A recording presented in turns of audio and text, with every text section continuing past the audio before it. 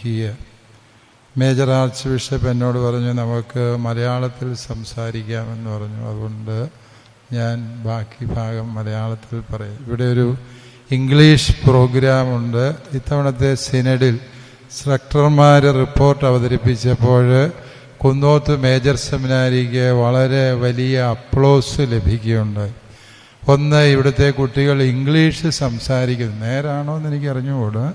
English സംസാരിക്കുന്നതിനൊരു programme ഇവിടെ ഉണ്ട് എന്ന് പറഞ്ഞു. ബൈബിൾ പഠിക്കുന്ന കാര്യം, അതുപോലെ തന്നെ നിങ്ങളുടെ ഫാമിലി ആയിട്ട് എന്തായിരുന്നു അതിന് പറയുന്നത്, ഫാമിലി ഗ്രൂപ്പ്സിലൂടെ നിങ്ങൾ കുടുംബ അന്തരീക്ഷം പുലർത്തുന്ന കാര്യമൊക്കെ പറഞ്ഞപ്പോൾ പിതാക്കന്മാർ മറ്റ് സെമിനാർ റെക്ടേഴ്സിനോടും പറഞ്ഞു അതുപോലെയൊക്കെ നീയും പോയി അതുപോലെ ചെയ്യുക എന്ന് പറയുകയുണ്ടായി. So the whole credit goes to Good Shepherd Major Seminary and its wonderful formators. Thank you. Being the chairman and commission member, both Bishop Pandaraseri and myself were really honored to hear that you had been made an exemplary formators of this seminary. Thank you, dear staff. നല്ല ഇടയൻ എന്ന സെമിനാരിയുടെ പേരിനെ കുറിച്ചാണ് ഞാൻ നിങ്ങളോട് ഈ അധ്യക്ഷ പ്രസംഗത്തിൽ പറയാമെന്ന് വിചാരിക്കുക. മേജർ ആർച്ച് ബിഷപ്പ് ഹോമിലിക്കിടയിൽ പറഞ്ഞപ്പോഴാണ് ആ ഒരു ചിന്ത എൻ്റെ മനസ്സിൽ വന്നത്. പിതാവ് പറഞ്ഞു, ഒരു സെമിനാരിക്ക് ലഭിക്കാവുന്നതിലേക്കും വെച്ച് ഏറ്റവും നല്ല പേരാണ് ഗുഡ് ഷെപ്പേർഡ് മേജർ സെമിനാരി എന്ന്. ആ ഒരൊറ്റ കാരണത്താൽ തന്നെ this seminary is far excellent to any other major seminary. You can be proud of the title that you inherit directly from Jesus. ഈ ഗുഡ് ഷെപ്പേർഡ് എന്ന് പറഞ്ഞ ഇത് പിതാവ് വീണ്ടും പറയുകയുണ്ടായി. ഇത് ഏലിയ, സ്ലീവ, മൂശ കാലത്തിലാണ് നമ്മൾ ജൂബിലി ആഘോഷിക്കുക. ഈ ഗുഡ് ഷെപ്പേർഡിൻ്റെ 3 ഭാവങ്ങളാണ് ഈ 3 ഫിഗേഴ്സ് എന്ന് എനിക്ക് തോന്നി.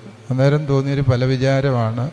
ഞാനതൊരു ആശയമായിട്ട് നിങ്ങളോട് പറയാൻ ശ്രമിക്കുന്നതാണ്. പിതാവിൻ്റെ ചിന്തയിൽ നിന്നാണ് ആശയം വന്നതുകൊണ്ട് പിതാവിനോടുള്ള കടപ്പാടോടുകൂടി പറയും. അതായത് ഈ ഏലിയായും സ്ലീവായും മൂശ, സ്ലീവ എന്ന് പറഞ്ഞാൽ ഈശോമിശിഹായാണ്, ഉത്ഥിതനായ കർത്താവ്. കർത്താവിന് അകമ്പടിയായിട്ട് വാനമേഘങ്ങളിൽ വരുന്നവരാണ് ഏലിയായും മൂശയും എന്ന് നമുക്കറിയാം. അതായത് യുഗാന്ത്യത്തെക്കുറിച്ചുള്ള ധ്യാനമാണ് ഈ കാലഘട്ടത്തിൻ്റെ ആധ്യാത്മികത എന്ന് നമുക്കറിവുള്ളതാണ്. ഈ ഏലിയായും മോശയും സ്ലീവായും ഇവർ 3 അജപാലന സാധ്യതകളാണ് എന്നാണ് ഞാൻ നിങ്ങളോട് പറയാൻ ആഗ്രഹിക്കുന്നത്. ഏലിയായുടെ അജപാലനത്തിൻ്റെ പ്രത്യേകത, ഏലിയ നീ അവിടെ എന്ത് ചെയ്യുവാണ്? ദൈവം ചോദിക്കുമ്പോൾ ഏലിയ പറയുകയാണ്, സൈന്യങ്ങളുടെ ദൈവമായ കർത്താവെ, അങ്ങയോടുള്ള തീഷ്ണതയെ പ്രതി ഞാൻ ജ്വലിക്കുകയാണ്. കർമ്മലീത്താക്കാരുടെ ആപ്തവാക്യം തന്നെ അതാണ്, സേലു സലാത്തും ദേയി എന്ന് പറയുന്ന ആപ്തവാക്യം. സൈന്യങ്ങളുടെ കർത്താവിനോടുള്ള തീഷ്ണതയെ പ്രതി ജ്വലിക്കുന്ന ഏലിയ. ഈ ഏലിയായുടെ അജപാലന ശൈലിക്കൊരു പ്രശ്നമുണ്ട്. എന്താണ് എന്ന് ചോദിച്ചാൽ, വ്യത്യസ്ത അഭിപ്രായങ്ങളെ എല്ലാം വെട്ടിനിരത്തണം, ഇല്ലാതാക്കണം എന്നുള്ളത് ഏലിയായുടെ നിർബന്ധ ബുദ്ധിയാണ്. ഞാൻ ചിന്തിക്കുന്നതും വിശ്വസിക്കുന്നതിനും അപ്പുറത്തുള്ളതെല്ലാം ഈ ഭൂമുഖത്ത് നിന്ന് തുടച്ചു നീക്കപ്പെടേണ്ടതാണ് എന്നുള്ള ഒരു വാശി ഏലിയായ്ക്കുണ്ട്. അത് ദൈവമായ കർത്താവിനോടുള്ള സ്നേഹത്തെയും തീഷ്ണതയും പ്രതിയാണ് എന്നതിൻ്റെ പേരിൽ പോലും ദൈവം അതിനെ ന്യായീകരിക്കുന്നില്ല. ഏലിയ ധിക്കറിയാതെ 40 ദിനരാത്രങ്ങൾ ഓടി ഒരു ഗുഹയിൽ അഭയം പ്രാപിച്ച് വിശന്ന് പരീക്ഷീണനായിരിക്കുമ്പോൾ ദൈവം ഏലിയായ്ക്ക് കാക്കയുടെ കൈവശം അപ്പം കൊടുത്തു വിടുന്ന കഥയൊക്കെ ബൈബിളിൽ വായിക്കുന്നുണ്ട്.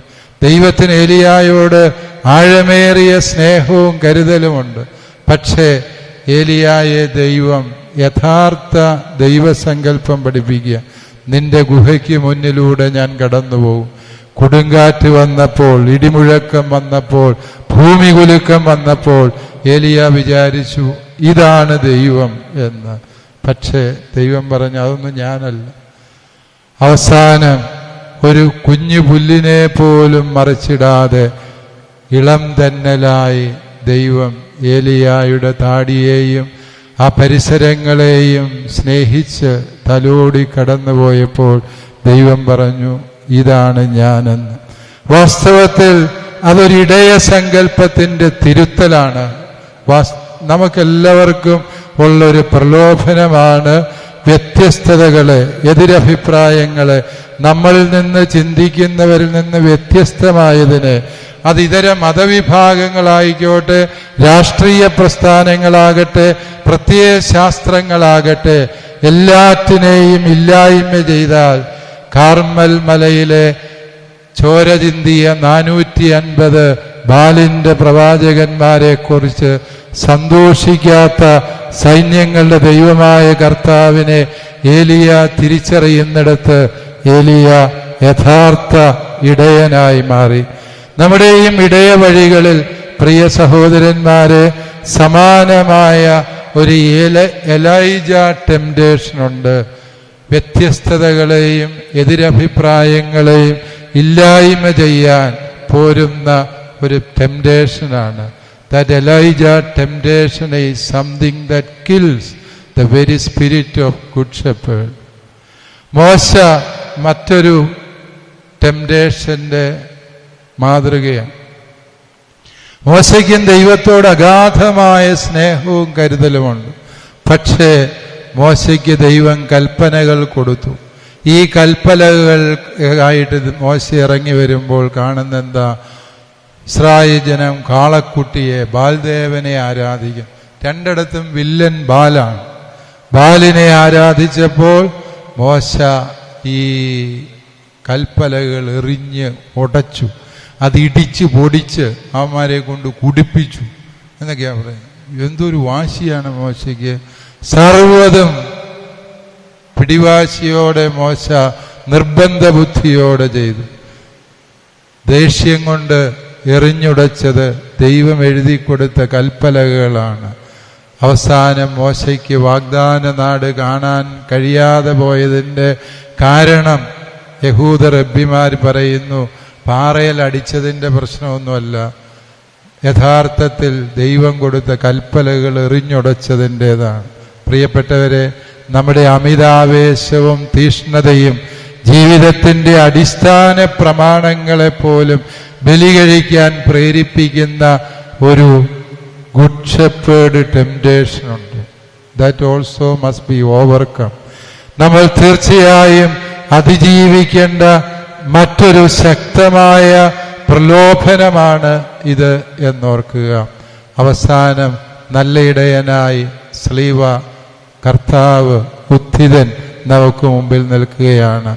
അവൻ ആരുടെയും കണ്ണുനീര് വീഴ്ത്തിയല്ല, ആരുടെയും ചോര ചിന്തിയല്ല, മറിച്ച് സ്വന്തം രക്തം വിലയായി കൊടുത്ത് നല്ല ഇടയനായി തീർന്നു എന്ന് തിരുവചനം സാക്ഷ്യപ്പെടുത്തുമ്പോൾ അവരൻ്റെ കണ്ണുനീരിനെ വിലമതിക്കാനുള്ള കഴിവിനെയാണ് ഗുഡ് ഷെപ്പേർഡിങ് എന്ന് പറയുക. അവരൻ്റെ സങ്കടങ്ങളെ ഹൃദയം കൊണ്ട് സംവദിക്കാനുള്ള കഴിവിൻ്റെ മറുപേരാണ് നല്ല ഇടയൻ എന്നുള്ളത്. പ്രിയ സഹോദരങ്ങളെ, നമ്മൾ തിരിച്ചറിയണം. വ്യത്യസ്തതകൾക്ക് ഹൃദയത്തിൽ ഇടം കൊടുക്കാൻ ചക്രവാളത്തോളം ഹൃദയം വിശാലമാക്കുന്ന ഭാവത്തിൻ്റെ മറുപേരാണ് വാസ്തവത്തിൽ നല്ല ഇടയൻ എന്ന് തിരിച്ചറിയാൻ ഈ ജൂബിലി വർഷത്തിൽ നമുക്ക് കഴിയട്ടെ. ഈ സെമിനാരി ഇന്ന് കാണുന്ന പ്രൗഢിയോടെ വളർത്തിയെടുത്തതിൻ്റെ പിന്നിൽ ഒരുപാട് കരങ്ങളും ദീർഘവീക്ഷണങ്ങളുമുണ്ട് എന്ന് നമുക്കറിയാം. അനേകം സുമനസ്സുകളുടെ നിർലോഭമായ സഹകരണം ഈ സെമിനാരിയുടെ ഓരോ കല്ലിലും തൂണിലും തുരുമ്പിലും ഉണ്ട് എന്നുള്ളത് സത്യമാണ്. നമ്മൾ ഒരുപാട് പേരോട് കടപ്പെട്ടിരിക്കുന്നു ഈ ജൂബിലി വർഷത്തിൽ. ആ കടപ്പാടുകൾ ഏറ്റുപറയാനും നമ്മെ സഹായിച്ചവരെ ദൈവത്തിനു മുമ്പിൽ നന്ദിയോടെ ഓർക്കാനുമുള്ള അവസരമാണ്. അഭിവന്യ വർക്കിപ്പിതാവിൻ്റെ കാലത്താണ് ഇങ്ങനൊരു അനുവാദം ലഭിച്ചതും അഭിവന്യ വലിയമിറ്റം പിതാവിനെ ഇതിൻ്റെ മുഖ്യ ചുമതലക്കാരനായി നിയോഗിച്ചത്. തീർച്ചയായും അഭിവന്യ വലിയമിറ്റം പിതാവ് ആ കാലഘട്ടത്തിൽ വൈദികര് പരദൂഷണം പറയുന്ന കൂട്ടത്തിൽ പറയുന്നൊരു കാര്യമുണ്ടായിരുന്നു. പിതാവിന് രൂപതയെക്കാളും ഇപ്പോൾ സ്നേഹം മേജർ സെമിനാരിയാണ് എന്നുള്ളത്.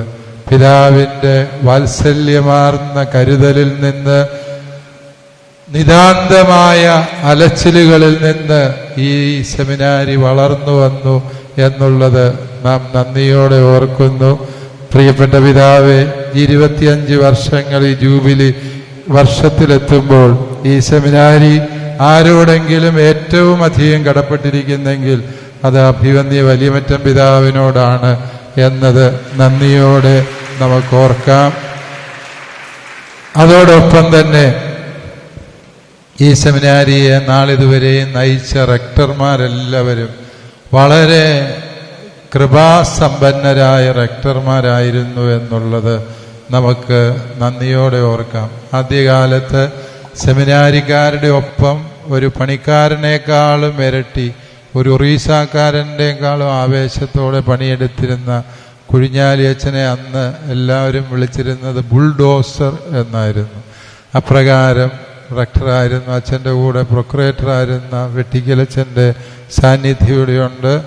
തുടർന്ന് വന്ന റെക്ടർമാർ ഓരോരുത്തരും ഈ സെമിനാരിയെ അത്ഭുതകരമായി വളർത്തിയവരാണ്. പ്രിയപ്പെട്ട ജീവപ്പുളിക്കലച്ഛൻ്റെ സാന്നിധ്യം ഇവിടെയുണ്ട്.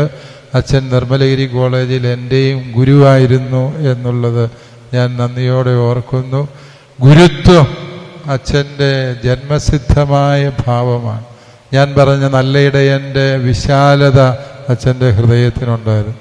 തുടർന്ന് വന്ന പ്രിയപ്പെട്ട ആനിക്കുഴിക്കാട്ടിലച്ഛൻ, അച്ഛൻ്റെ സാന്നിധ്യം നമ്മുടെ ഈ സെമിനാരിക്ക് കൃത്യമായ ദിശാബോധങ്ങൾ നൽകാൻ പര്യാപ്തമായിരുന്നു. അച്ഛനെ നമുക്ക് നന്ദിയോടെ ഓർക്കാം.